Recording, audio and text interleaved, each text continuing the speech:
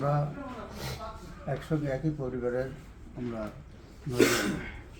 একত্রে আসছি। বিশেষ করে আমার জাহিদুল ইসলামের বরকতে, প্রফেসর জাহিদুল ইসলামের সুবাদে একত্র হয়ে আমরা এখানে আসছি। আমি এর আগেও 2বার হজ করেছি, রেগুলার হজ। সেখানেও যে সেবা শুশ্রূষা বা যে সুযোগ সুবিধা পেয়েছি, কিন্তু এই সাইফুল ইসলামের এখানে আইসা দেখলাম আসলেই সে তার একটা আন্তরিকতা দেখে আমার খুব আশ্চর্য হয়ে গেছি।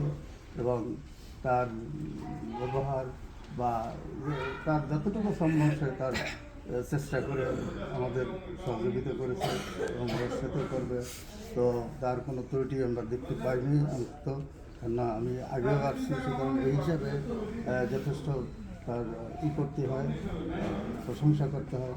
তো আমরা এখন যারা আছি আমরা ভবিষ্যতে আমরা সহযোগিতা করব, যে আমি তো অন্তত বলবো যে এরকম একটা হিলফুল ফুজলের মাধ্যমে যদি কেউ যেতে চান তাহলে মুখের মাধ্যমে যেতে পারেন। এটা আমার বলা কর্তব্য হয়ে যাবে এবং আমরা সবাই ওনাদের সেই সংস্থার দিনের উন্নতি কামনা করছি এবং উনিও যেন দীর্ঘায়ু হয় এবং দেশে দেশের খেদমত করে এইভাবে ইসলামের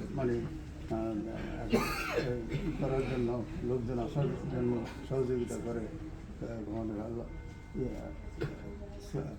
আমি এখানেই শেষ করছি। সর্বাঙ্গী উন্নতি কামনা করে আল্লাহ দোয়া করি যেন সবাই আমাদের মাফ করে দেয়। ইনশাআল্লাহ।